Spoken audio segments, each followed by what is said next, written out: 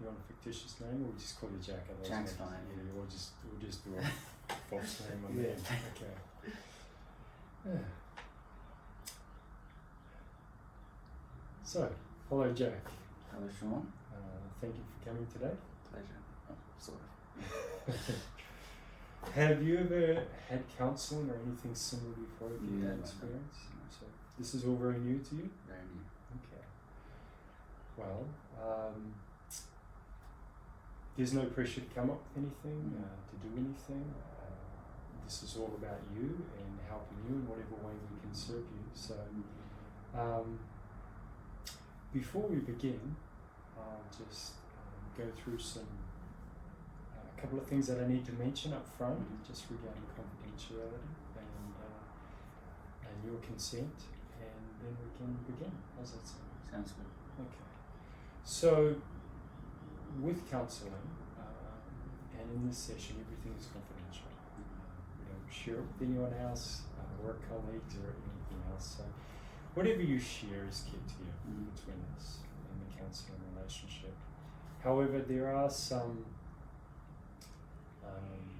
limits to that confidentiality. So, I'm required, if you share anything that represents a harm that you could cause to yourself and to anyone else, then I have to report that. Also, if you share anything regarding a situation with a child, there's mandatory reporting laws, so I have to follow up with those things. Yep.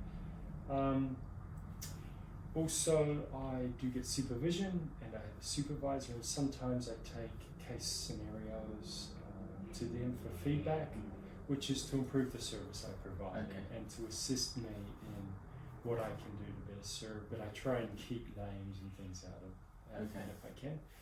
So other than that,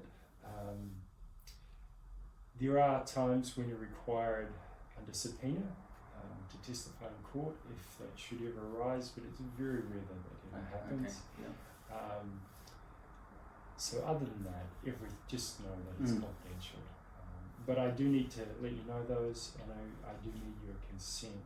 And there is a form. Is there just one supervisor, or? Yeah, just one supervisor. Cool. And they're professional supervisors, so they're essentially the counsellor for counsellors. Yeah, understood. So they provide feedback to us to help us see things from different angles. Perfect. All right. Yeah, that's fine. Okay, great. I'll give you a sign there.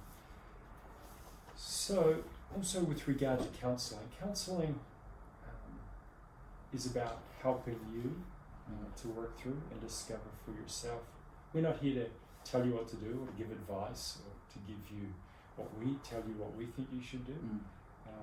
But in whatever way we can serve or help you see things or work through things, that's what it's really about. Okay.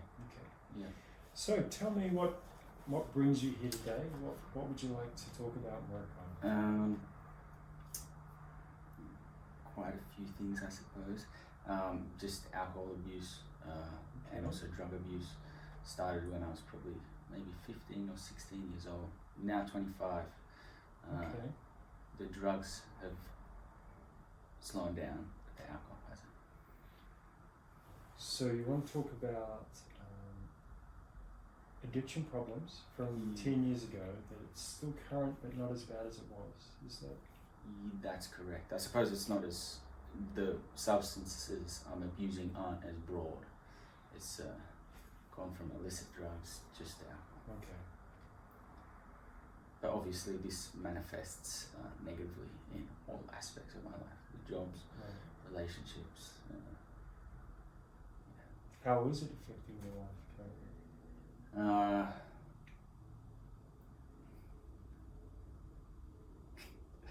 I just don't feel like doing anything, I suppose. Okay.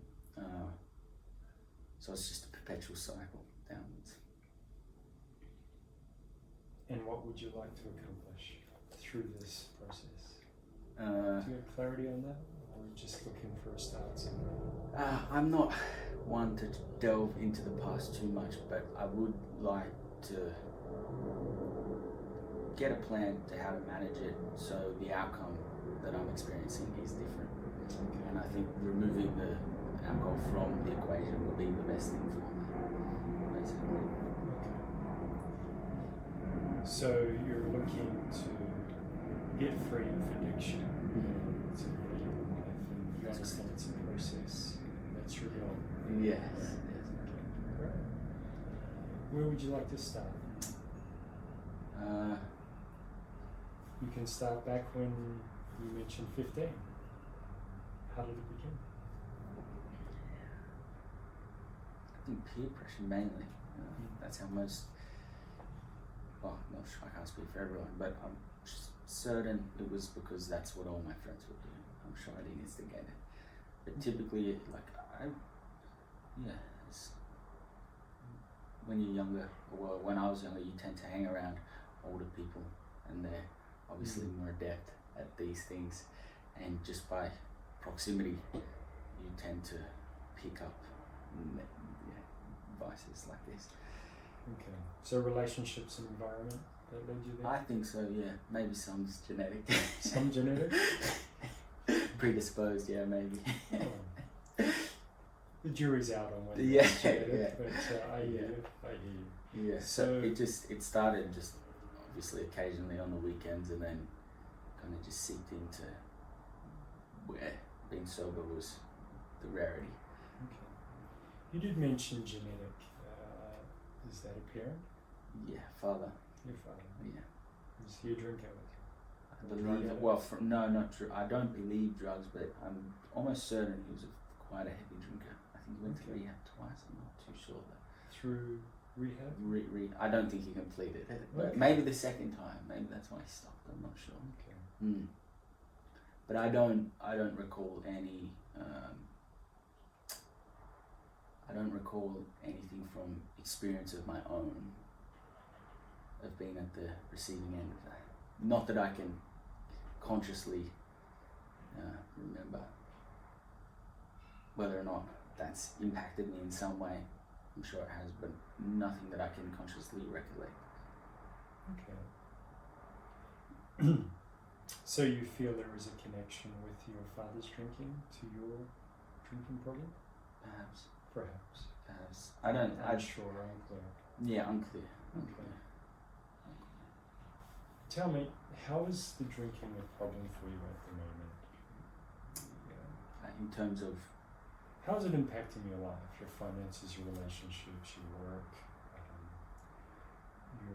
your mental health, your optimism? I mean, to come to counselling, it's obviously causing you problems. That's something you want to be free of. I'm just wondering if we can be a little more specific on how it's currently affecting you, because then we can focus on specifics. Okay. When I was younger, I was quite motivated. Okay. But what I found is in the mornings, I just don't feel like doing anything, and I don't do anything. I don't leave bed. Lethargy or more depression or just lack of motivation? Yeah, it's I can't even describe it in a it's not emotional, and it's not even a head state. You just, I suppose maybe it is a head state, but you just don't want to do anything, and you just don't.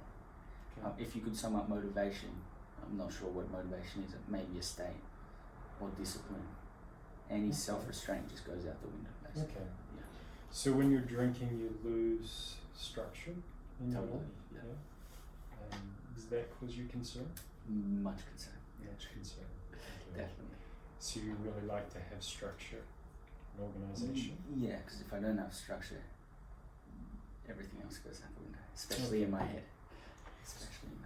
In your head, and when you start drinking, that structure and organisation and I guess self-direction in that sense, that becomes goes out the window. The The aftermath, yeah, The definitely. aftermath. During, obviously, it's not an issue because you're not thinking about that. And how long does this last for? Every day until the next morning. Well, when you said this, it goes out the window, does it return at any point, or has it been ongoing for a while? No, it's just this niggling thing in the back of my mind. Okay. So, how's your current life? And paint me a picture of what a typical day looks like, so I can really get a handle on where you're at in this process of coming out of addiction, because you're obviously on harder substances and now on alcohol, and you're obviously having some days with less structure and obviously some with a little more structure. Yeah, so I'm on benefits, so I don't have to work at all. Okay. So I don't have to leave the house, which is obviously an issue of itself. There is no structure. Just wake up, sleep, drink. Okay, so Yeah. right now. So you're not working at the moment? No. Currently married or in a No. relationship? No dependents? No. So it's just you? Correct. Living in a shared house or your own place? Government house. Yeah. Government house, Which government is- housing. Yeah. Okay. And how much would you drink in a typical day? Bottle of whiskey. A bottle of whiskey. Okay. 750 ml or 1 litre? 700. That's quite expensive. Yeah. Mm. Government's paying for it. Doesn't matter. Okay. And how do you feel about that? About Drinking 750 ml a day? I mean, it would appear to me that that's a pretty hopeless state. You talked about no structure, no motivation, addictions obviously. That's obviously not what you want. No. No. Definitely not. Okay. And can you paint a picture of what you would like? Where would you like to see yourself? To be self-sustaining, have my own house, or in a share house at least, have a job, Yes. any job, and not be dependent on a substance. Okay. Well, And better relationships as well. and better relationships? Yes, I think, yeah, that could be a starting point maybe. But Okay. So, let me make sure I have this clear in my mind. Your father had addictions. You had addictions from the age of 15 to 25. basically, yeah. So the Basically. the drinking happened at 15, but by the time it became a real problem, I'd say a year after that. A year after, okay. So in your teenage years, and you're no longer on those hard substances. So there has been improvement, but your life is really stagnated in a routine that's not structured. It's just Correct. based around drinking, That's and correct. there's no structural motivation to accomplish. Well, there's no real need to be motivated. No need. Okay. No, yeah, externally there's no need. Internally there's a niggling thing. There's a desire. Well, Yeah. you're here for counselling. Exactly. So there's a desire, but you'd like to be free of the alcohol, have employment, have better relationships, Yeah, and a better housing. correct. Great. Well, I think we're pretty clear on what you want to Yeah. accomplish. I think that's a great place to start. Have you ever seen anyone else for your drinking or No. addictions? No, No rehabs, no no, alcohol or drug counsellors? no. Oh, Okay. not necessarily explicitly for that, but obviously with drinking comes misconduct, and there was a police officer program that I was put on to try to keep me out of trouble, and they asked if there was anything that may have been contributing to it, but I guess there was. Okay. Well, I think it would be really helpful. I can assist you with helping to develop structure in your life, get some healthy routines, and support you through the process. But I think it would be also really helpful to see a drug and alcohol specialist. Okay. You could do that as an alternative, or you could do that concurrently with. Okay, cool. So that's something you guys can refer on within. I can supply details of some recommended local. That's one less barrier. So. Okay. And the way that could work is, it's up to you what you want to do, but I can provide you information. It's your choice. It would be good to do a number of sessions, I think, or follow up on some programs that are available with a specialist. and I can help through that process, but I can also be here when you finish that and carry on through. Okay, that would be great. Yeah? Yeah, I think so. Okay. I think that would probably be the best. Yeah, as long as if I can have someone that like yourself that I can come back to that hold me accountable for going to the specialist as well. Absolutely. Yeah, I think that would work well. Okay. Well, we just need to go to some details, get you to sign the form. Yeah. I'll be able to, perhaps if we have another session Yeah. and we can organise that, talk about that, see what you've been able to follow up with. Yeah. I can assist with that, and in essence prepare you for what you could expect Okay. through that process, Sounds good. and make the smooth transition. Yeah. And we can assist with that. Awesome. So we can set a time and a date that's Mhm. suitable for you to meet up again and organise that. How does that Yeah, sound? that sounds good. Okay, great. Alright, cool. Thank you. No, thank you. There we go.